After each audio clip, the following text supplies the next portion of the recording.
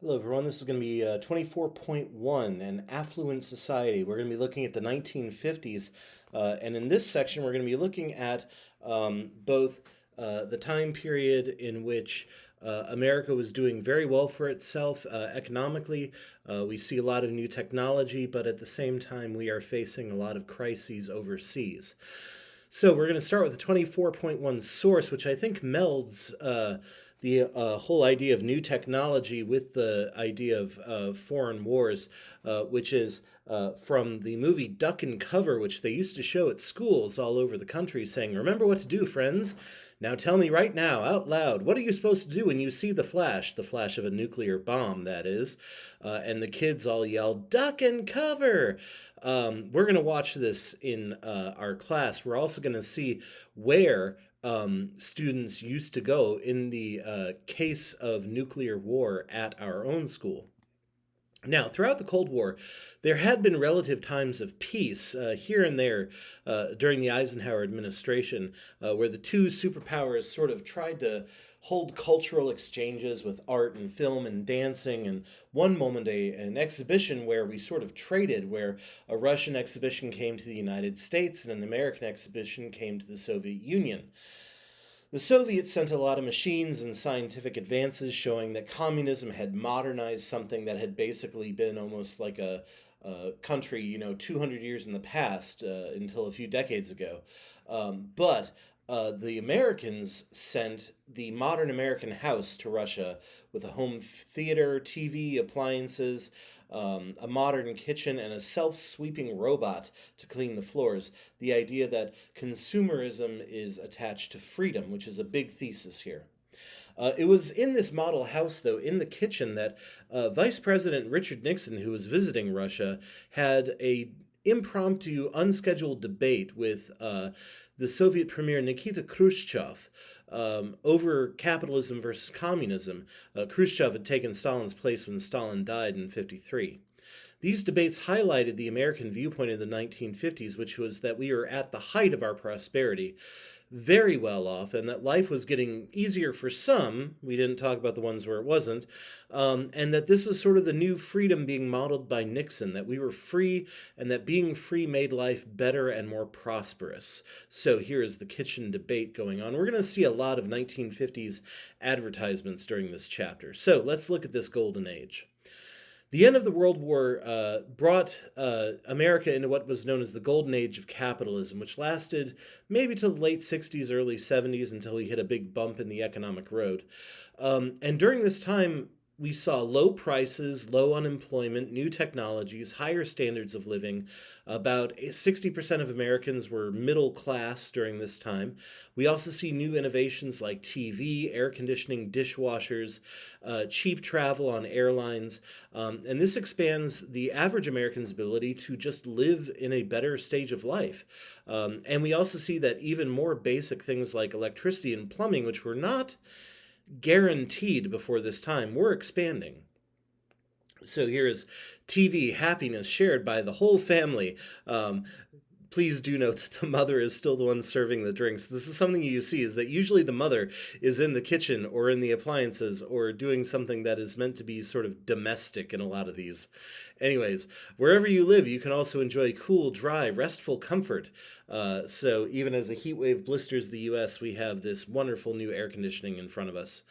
Now, the wages of lower class workers were actually rising during this time, which is something that we don't see very often these days.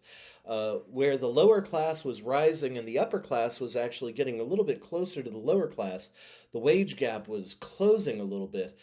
This was partially due to the progressive income tax, which affected the wealthy more than the poor.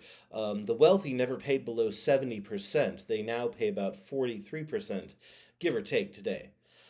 This time period of relative equality, I think I meant to say inequality, but equality on the economic side of things would eventually slam shut in 1973, showing that it was sort of a product of this post war era with lots of new jobs coming in, strong unions, and a government that was sort of backing this uh,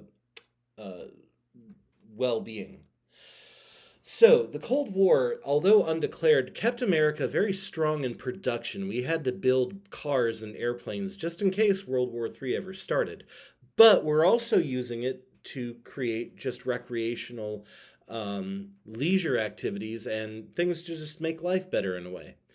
People were also moving around the country based on the Cold War job distribution. So we see people were moving to what is called the Sun Belt of America. So we'll see a map of it on the next slide. But we see that they're brought to places like California and Oregon and Washington and Arizona with the hope of new work in government technology and aircraft. New Army bases and Navy shipyards in the Deep South are bringing people to the east side of the Sun Belt. And meanwhile, a lot of the old factories in New England are closing and are moving south in order to take advantage of the cheaper southern non union labor. So, this is what the Sun Belt looks like in some of the many cities that are within the Sun Belt. These are, by the way, some of the largest growing cities today. Now, the 1950s were the last decade of the blue collar, working with your hands labor manufacturing jobs outnumbering white collar kind of office jobs. The population of farmers during this time was dropping from about 23 to 15 million, and most farms were replacing people with machines. This did, however, cause a huge spike in our agriculture, though, because the machines did their job pretty well. The spike was also partially thanks to the low wages earned by a lot of migrant workers. So, as regular stock and trade farmers were leaving, we do see that migrant workers were coming in and working in the American Southwest to produce goods that once seemed luxury goods, but now became standards, like orange juice. And so here is an orange juice from the 1950s, freshly squeezed and frozen. Now, yeah, so again, I said, yes, I realize that I like a lot of these ads from the 1950s, and I'm going to keep showing them. So, the biggest economic growth in the 1950s came from new houses and new house construction. And then, once we have the houses, stuff to fill these houses with. By 1960, people living in the suburbs actually outnumbered both city and rural dwellers, and now they outnumber both of them combined. Inexpensive mass-produced homes during this time saw suburbs grow just overnight. Huge suburbs went up very quickly. And this matched with low-interest loans to veterans meant that many more people could afford to buy these houses as well. So here's a row of 1950s suburban houses. You notice that many of them look very similar to each other. This is something that we are going to discuss in our homework with the song Little Boxes. Now, one of the most famous of these was the Levitt towns, built by the Levitt brothers in New York and Pennsylvania. These little subdivisions had about 10,000 houses within them, and they were very able to quickly build them and quickly sell them as well, out of prefabricated materials. The critics said that they all looked very samey, and we'll talk about that a little bit in your homework, like I said. This also led to the creation of malls and shopping centers, which was relatively new for the time being, which focused solely on buying things, marketing, and nothing like a public space. It was not a park or a city garden or anything like that. It was like you're here to buy. So this is what a Levittown looked like in Pennsylvania. These huge suburbs growing up very quickly. Now, the new Western expansion is also based on the growth of tech jobs and military jobs in places like California, Colorado, Arizona. People moved in very quickly, and partially because they had air conditioning now, which made life in Arizona livable. And in this case, people moved in from around the country. So a couple times we've seen migration, it has been from one part of the country to another part of the country. The Okies losing their farms in Oklahoma and moving to California, or Southern African American families in the Great Migration moving across the country in the Deep South. However, in this case, we just see people are moving from everywhere. 1/5 of people moving in the 1950s moved to California.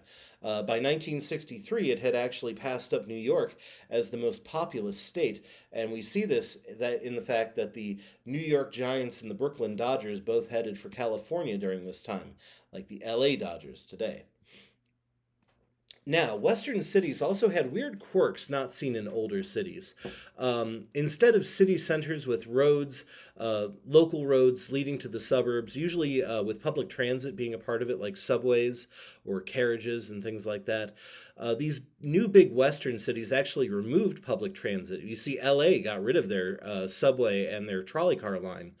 Um, in favor of superhighways built in the 1950s just in case we needed to get our army across the country. We'll talk about those later, too. The suburbs replaced farms, too. So we see the suburbs replacing places like San Bernardino and San Fernando. It used to be these farms. Now they are just row to row suburbs. Cars became an absolute necessity for living in LA, just like they are today. Which also led to a lot of problems with air pollution, smog, and things like that. But also, it basically became you couldn't get from one part of the city to another anymore. So we see here the on-ramps for new interstate highways being built. Now, in the 1950s, we had a lot of consumers buying lots of stuff, and they delighted in having a range of options, different colors, different goods, different companies competing for their buying power. Americans became much more comfortable with the idea during this time of debt, especially the rise. We see the rise of credit cards, the rise of low interest payment plans on those credit cards. So we basically got used to the idea of living in this debt.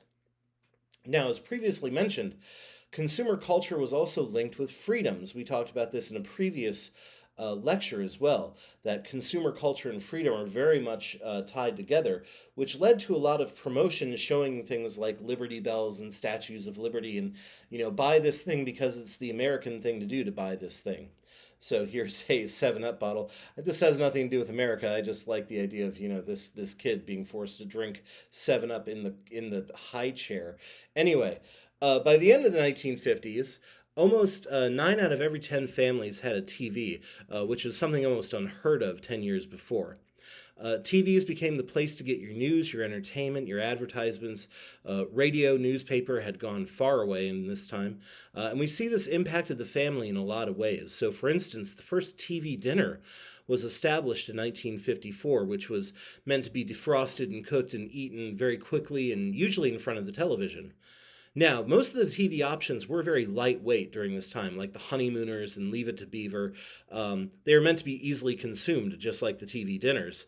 Only a few things sort of broke the mold, like the Army McCarthy hearings we talked about last chapter, and that we're going to look at in class. So here's what a TV dinner looked like in that time period. Not very tasty, I have to say. And here is Leave It to Beaver. The evil beaver is sad that he is not photoshopped into this picture. Now, with plants back online making cars instead of war materials, most Americans were also buying new stuff. They haven't been able to buy a new car in like 5 years, so it's time to buy the new one. At least 80% of families by the 1950s owned cars, and many had more than 2 or more. The new idea of planned obsolescence also meant that while they're buying new cars, these new cars are not meant to last 10, 15 years. They're meant to last 1 or 2 years, and then you buy the new version, you buy the cooler version. It's the same sort of thing we see with cell phones today. Now, the need for auto production also led the government to help fund interstate highways, and they moved money into car manufacturing in the West, not the Midwest. And all these new highways led to the growth of roadside conveniences. So we see motels for people who are driving across the country. We see drive-in movie theaters for cars where you can just pull up and watch a movie. Disneyland opened in 1955. The interstate highways made it so that you could go on vacation to different places. The first McDonald's came in 1954, and after being bought and franchised by a guy named Ray Kroc, we have over 700 McDonald's by the end of the 1950s, and several hundred billion by now, I guess. I don't know the exact number. Cars represented to a lot of Americans the freedom we had to choose and the freedom of movement, to travel, to have fun, to have leisure activities. So here's the 1957 Mercury, and yeah, cars back then were basically the size of a small village. Here's the oldest remaining McDonald's we have, by the way, to give you an idea of what they used to look like. Now, at first, after the war, women were expected to go back home, like we've said. All these Rosie the Riveters were meant to sort of be a wartime thing. However, throughout the 50s, we start to see the number of women in the workplace rise until there were actually more women in the workplace than there were during the wartime years. Now, they're generally not working the rosy jobs anymore. They are working as clerks or as secretaries, answering phones, things like that. And most were working part time to support the middle class lifestyle. And still, many of them were earning quite a bit less than a man's wage. Women were also generally presented in ads and on TV as sort of meant to be at home. So if you ever watch any reruns of Leave It to Beaver, the mom is always at home cooking giant stacks of pancakes and stuff like that. So they're always meant to be at home. They also often married very young. They were married by 20. There's also a huge baby boom going on after the war, which changed demographics. Suddenly, there were a lot more young people in the 50s and 60s, and now we suddenly have a lot more retirees in this time period. So here is just one section of the baby boom right here. Looks like a big enough section, though.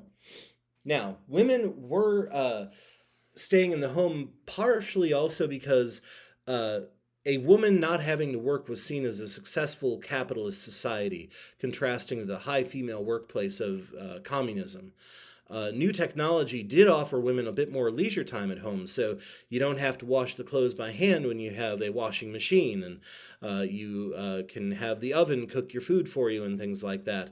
Most relationships were more equal than they had been in the past, so getting better, not perfect, but getting better. Lots of ads during the 50s were marketed towards making women's lives easier, though.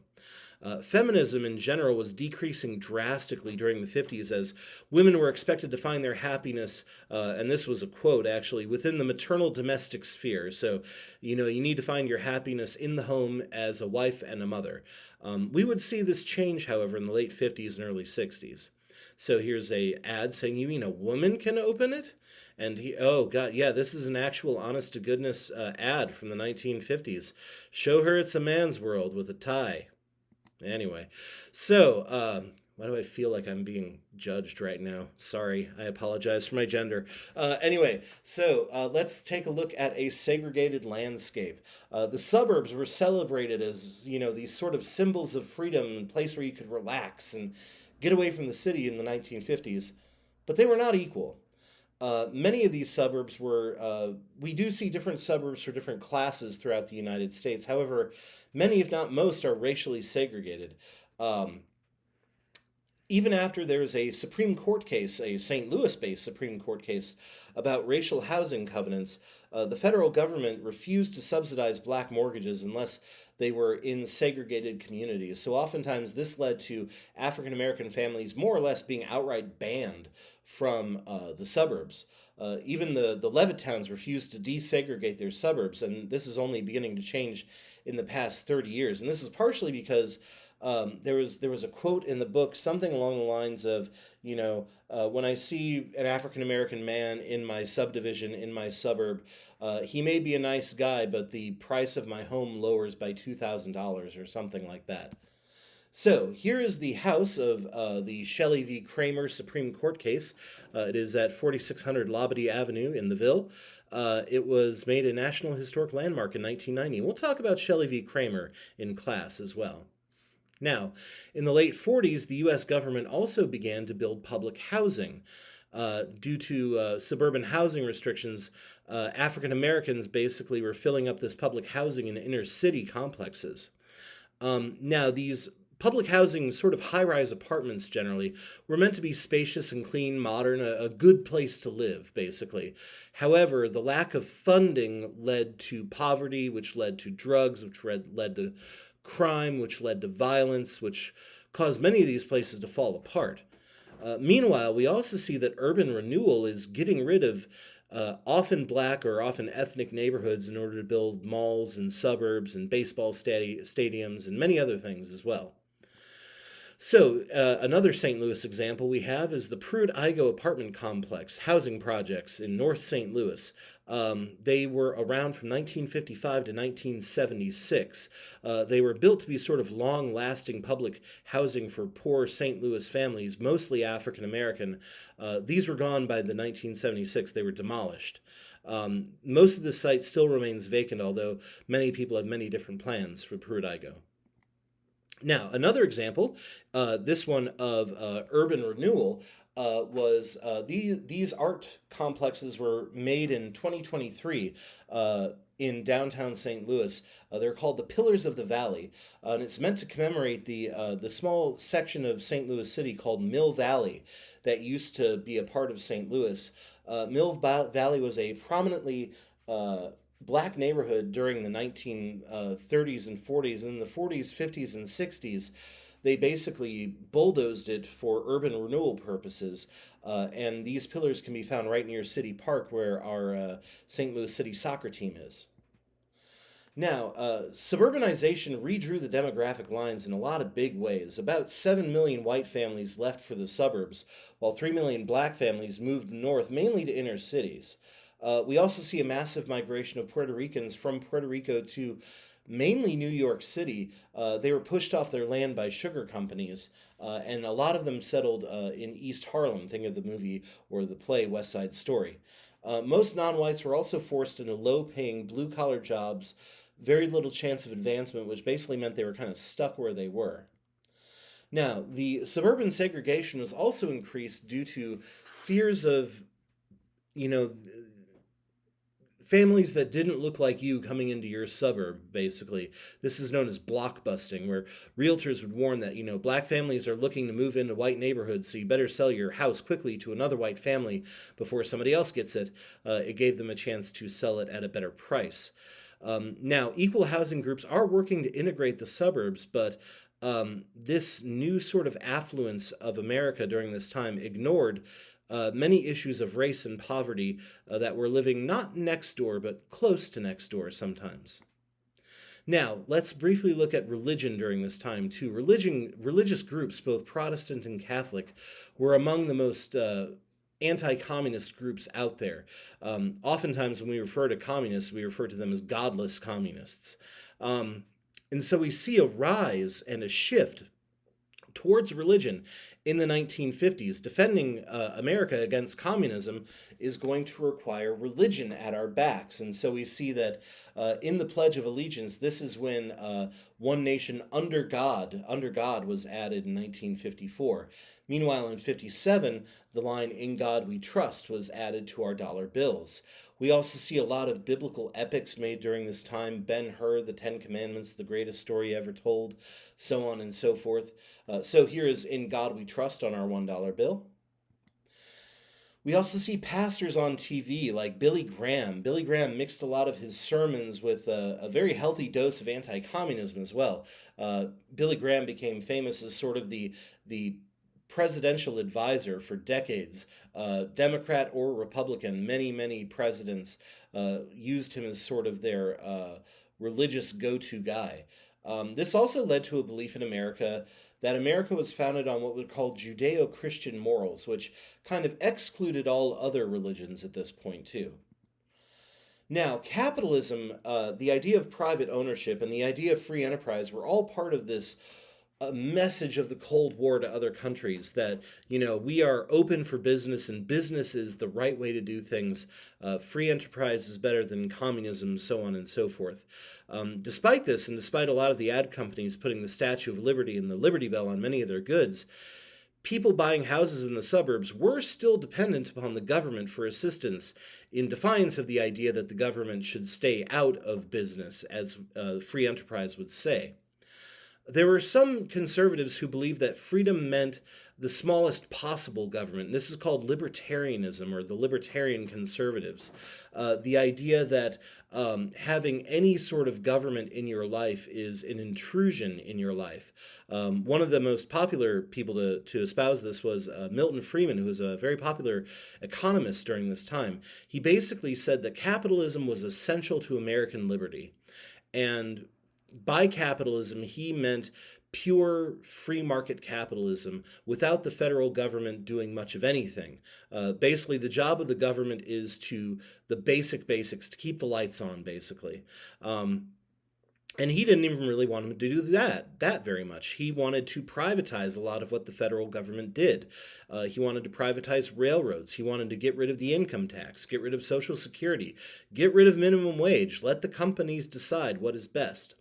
The government, in Friedman's opinion, should not regulate the economy or regulate people's lives. This is true blue libertarianism. However, this also means, as we're going to see, that libertarians sometimes are not on board with other conservatives because while they are fiscally very conservative and not a huge fan of the government, they don't like it when conservative governments intrude on their lives either. So, here's Milton Friedman, who says, if you put the federal government in charge of the Sahara Desert, in 5 years there'd be a shortage of sand. So libertarianism, like I said, did find itself in competition with the new conservative of the 1950s. This was put forward in a book called Ideas Have Consequences in 1948, where new conservatives basically said that America needed to be well armed against communism, not just militarily, but also morally. This is not just a fight between economies or militaries. This is a fight between right and wrong, good and evil. This is a moral battle. And this included the federal government should spend more time working on putting religion into public schools, because if we are going to fight, the godless communists, we need God on our side. So this is the idea of this new conservative movement. The government should have the right to sort of enforce morality. This put them at odds both against communism, against big government, and against libertarianism as well, because this was a big government move. Now, let's look at the Eisenhower era very briefly. Dwight Eisenhower, better known as Ike, and I'm going to call him this a lot because it's shorter. Ike won the White House partially or mainly due to the fact that he was a World War II hero. He was largely seen as apolitical. He was not a Republican, figurehead. He even voted for the Democrat in '48. He seemed sort of more like a warm, grandfatherly kind of presence more than anything else. When he came in as a Republican, it was partially because he was worried that other Republicans, like Taft of the Taft-Hartley Act, might move us more towards isolationism after the war was over. Now, in order to kind of balance out the ticket, his vice president was Richard Nixon, a very firm anti-communist, part of HUAC. And he was seen by some as sort of a political opportunist. He had done a couple of dirty tricks on one of the competitors for the U.S. Congress seat in California, where he was from. But they also saw him as a very clever and shrewd politician. So here are Eisenhower and Nixon sitting together. Now, in 1952, Nixon had to face a couple of scandals about rumors that that a bunch of wealthy California businessmen had basically given money to his family. And he publicly denied this in a televised speech, again showing the power of television during this time, saying that the only gift he'd ever not paid for was his dog, Checkers. Checkers was a gift. And he said, "I'm not giving Checkers back." Now, Ike had been thinking about dropping Nixon from the ticket until he gave this Checkers speech, and this helped to save Nixon's place. Ike also was selling himself at the same time, running these TV commercials, some of the earliest TV commercials for a U.S. president, done by the Walt Disney Studios, singing, "I like Ike, you like Ike, everybody likes Ike." So here is Nixon and Checkers. And here is a still from the I Like Ike commercials. Now, people really did like Ike. They liked that he was promising an end to the Korean War. He won big victories in both '52 and '56, both times running against Democrat Adlai Stevenson of Illinois, the governor of Illinois. However, for the most of his time in office, Ike was kind of running the country while the Democrats ran the House and Senate. So he kind of was a bit more of a moderate, maybe almost out of necessity. Now, he was very popular amongst moderates. They saw him as sort of non-political almost. He was also the very youngest of an older group of men who were running most countries like France and England and West Germany and other countries throughout the 1950s. He seemed, again, sort of like a grandfather in office. He seemed like a nice guy, sort of a nice, calming guy to have in office. So we will meet, by the way, Adlai Stevenson again during the Cuban Missile Crisis. Now, Ike's first Republican was the first Republican in almost 20 years, and his cabinet was dominated by wealthy businessmen. His Secretary of Defense was the former head of GM, and at one point said, "What's good for the country is good for GM, and vice versa." Meanwhile, he was a fiscal conservative. He believed also, though, in what he called modern republicanism, that we should be fiscally conservative. Generally, the U.S. government should be conservative, but we should not cut out every single thing that a Democrat ever did. So, for instance, he very pointedly said, do not touch things like Social Security. It would be a bad idea. And he even, in many ways, expanded the federal government at a time when many other Republicans were saying, back off the federal government. He did things like he built the interstate highway system, preparing the U.S. military for moving across the country, like I said, and also putting lots of people to work in government jobs on the roads and putting a lot of people on those roads to go take vacations. So here are the interstate highway systems built from 1956 to 1993 in every single state except for Alaska.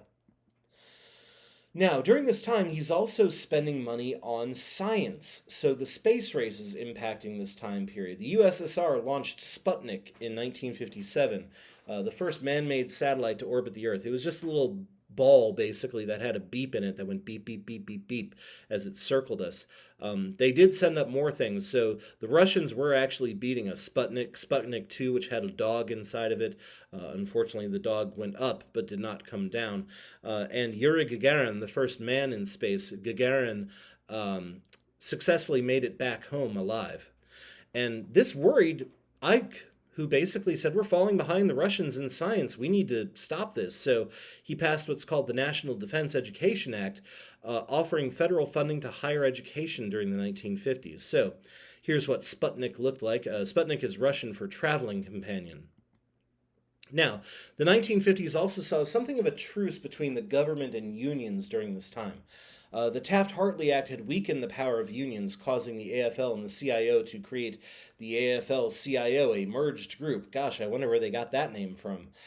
Many unions and companies during this time also signed social contracts, which basically said that unions were allowing corporations power over things like investment, plant locations, and the unions would try to stop unauthorized strikes. Now, in return, the unions would be able to be allowed to exist. They would get increased wage, they would get things like health insurance and other benefits as well. Now, moving on to foreign policy a little bit. Very soon after entering the White House, Ike passed the end of the Korean War. However, the Cold War was still going on in other places. First of all, we had expanded beyond atomic bombs and started to build hydrogen bombs instead in 1952. The USSR got the hydrogen bomb in 1953, so now we got competing hydrogen bombs. Now, Ike was not a huge fan of war, having experienced it personally. However, he and his Secretary of State, a guy named John Foster Dulles, both realized that the force of the Russians had to be met with American force. They promised what was called massive retaliation, which was a nice way of saying nuclear strikes if the Russians attacked any of our allies in any way, nuclear or not. If you attack one of our friends, we will get you with nukes. Here, by the way, is the hydrogen bomb, about 1,000 times more powerful than a nuclear weapon. And here's John Foster Dulles. He and his brother, Allen Dulles, Allen was the head of the CIA, were very powerful in D.C. during the 1950s. And he said, the measure of success is not whether you have a tough problem to deal with, but whether it is the same problem you had last year. Now, while this matched us in Russia in a, we were able to sort of partner each other, sort of have the same sort of thing on either side. And it lowered the need for a larger standing army. massive retaliation is a very dangerous way to live. Critics called it brinkmanship, that we're constantly almost on the edge of war. And it could end with everyone dead, which is called mutually assured destruction. Now, some people said mutually assured destruction, or MAD, was the only thing keeping everybody alive. The fear of everybody dying was keeping everybody alive. But it makes everybody very paranoid that a war could start any minute. So this leads to bomb shelters, this leads to people stockpiling supplies, and this leads to air raid drills at schools. So here's what a backyard bomb shelter looked like at the time. And here are some kids doing duck and cover during a nuclear explosion drill. Now, at first, with the end of the Korean War and the death of Stalin in 1953, we were hoping that maybe we could have a bit of a better relationship with the Russians, and we did. It was kind of an on and off relationship throughout the 1950s with Nikita Khrushchev. Ike and Nikita Khrushchev met in 1955 in Geneva, Switzerland. Khrushchev also publicly exposed the wrongdoings of Stalin, his real bloodlust and genocide that he did against his own people, which sort of helped him sort of end the cult of Stalin in Russia, but also helped to end the Communist Party in America because they had sort of backed Stalin. Meanwhile, this thaw in the Cold War even led to talks of peaceful coexistence, but this was lost in about 1956. So here are Ike and Khrushchev, I think, competing in the baldest leader of the free world competition. By 1956, the Hungarians were protesting, and Hungary wanted to get rid of the sort of communist puppet that the USSR had put into their country. The USSR, however, was not playing around. They responded with a very brutal crackdown, tanks rolling into the streets and things like that. And Eisenhower could have sent in troops into Hungary. However, he refused to send troops in, worrying that it would cause further escalation and believing that, for the moment at least, Eastern Europe was beyond our help. Now, while the thaw would continue later, again, sort of on again, off again, both sides agreed to halt nuclear testing. The peace ended after the Russians shot down a spy plane of ours. And at first Ike said, oh, that was not a spy plane, that was like a weather plane, or that was just a regular guy in a regular plane, until the Russians produced Gary Powers, the pilot, and said he's still alive and he's saying he's a spy, so what do you got to say now? So here are some people after the Hungarian Revolution. Now, in the Eisenhower era, the Cold War moved beyond Europe and Asia into what we call the Third World. And this has nothing, often people assume the Third World means poor. But back then, we called it the Third World because it was a group that was not siding with the US or USSR. It was somewhere in between. It was the third part of the world. Now, many less powerful African and Asian and South American countries were sort of meeting to sort of talk about their place and maybe sort of forming a unified group. They met in Indonesia at one point, but America was not interested in meeting with them. We were worried about their more leftist socialist rhetoric. And the end of World War II also saw a rise in decolonization by European powers.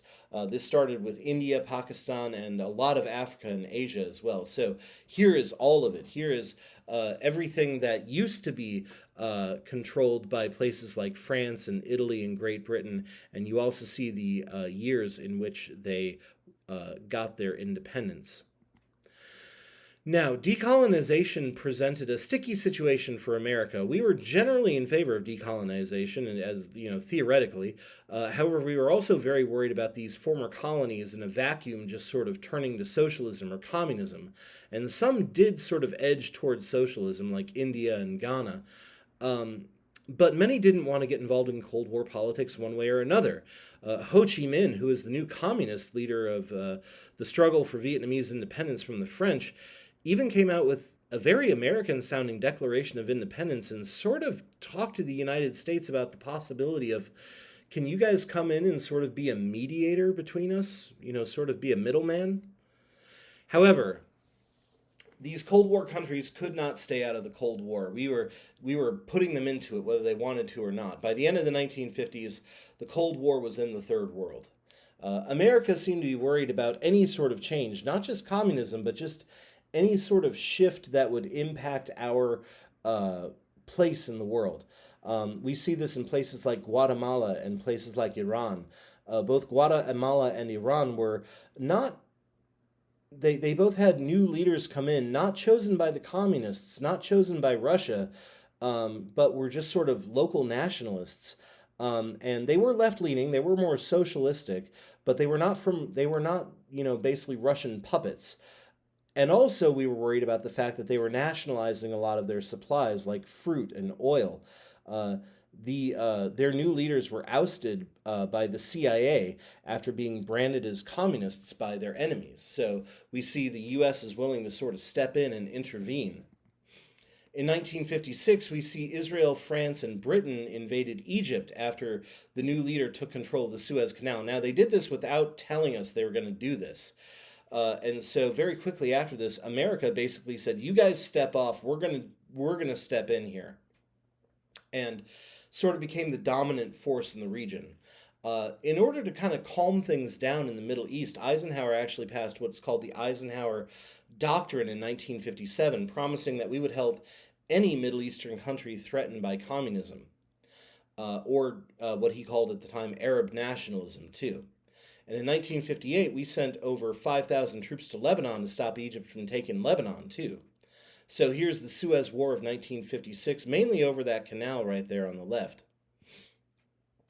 Now, the origins of the Vietnam War. After the Japanese lost Vietnam in the war, France tried to make it a colony. It had been theirs since the late 1800s. However, they were not doing a very good job of holding on to it. Fear of communism taking over basically led the U.S. to fund the French attempt to retake their old colony, with billions of dollars being spent by the Americans. However, even with all of this, the French continued to lose the war, and Ike would not send in American troops or use nuclear weapons, both of which were options that were presented to him.